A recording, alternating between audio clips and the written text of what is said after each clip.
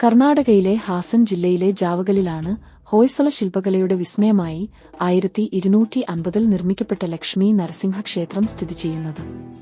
ഹോയ്സള രാജാവായിരുന്ന വീര സോമേശ്വരന്റെ കാലത്താണ് ഈ ക്ഷേത്രം പണികഴിപ്പിച്ചത്. വിഖ്യാത ശില്പിയായ മല്ലിതമ്മയുടെ മേൽനോട്ടത്തിലാണ് ക്ഷേത്ര നിർമ്മാണം നടന്നത്. ഇന്ന് ഇത് ഭാരതീയ പുരാവസ്തു വകുപ്പിന്റെ സംരക്ഷിത സ്മാരകങ്ങളിലൊന്നാണ്. സോപ്പ് സ്റ്റോണിൽ കൊത്തിയെടുത്ത ഈ ക്ഷേത്രം ത്രികൂട ശൈലിയിൽ നിർമ്മിച്ചതാണ്. 3 ഗർഭഗൃഹങ്ങളുള്ള ഈ ദേവാലയത്തിൽ ലക്ഷ്മി നരസിംഹൻ, വേണുഗോപാലൻ, ശ്രീധരൻ എന്നീ ദേവതകളാണ് മുഖ്യപ്രതിഷ്ഠകൾ.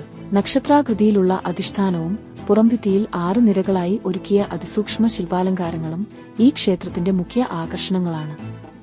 രാമായണവും മഹാഭാരതവും ആധാരമാക്കിയ കഥകൾ ദൃശ്യവൽക്കരിക്കുന്ന 140ഓളം വലിയ ശില്പങ്ങൾ ഈ ക്ഷേത്രത്തെ ഒരു തുറന്ന കലാലയമായി മാറ്റുന്നു. ഗർഭഗൃഹത്തിൽ ഹിരണ്യക്ഷിപുവധത്തിനു ശേഷം ലക്ഷ്മീദേവിയോടൊപ്പമുള്ള ശാന്തരൂപത്തിലുള്ള നരസിംഹമൂർത്തിയാണ്. ചരിത്രവും വിശ്വാസവും ശില്പകലയും ഒരുമിച്ച് സംഗമിക്കുന്ന ഈ ജാവഗൽ ക്ഷേത്രം ഹോയ്സള പൈതൃകത്തിന്റെ അമൂല്യമായ നിധിയായി ഇന്നും നിലകൊള്ളുന്നു.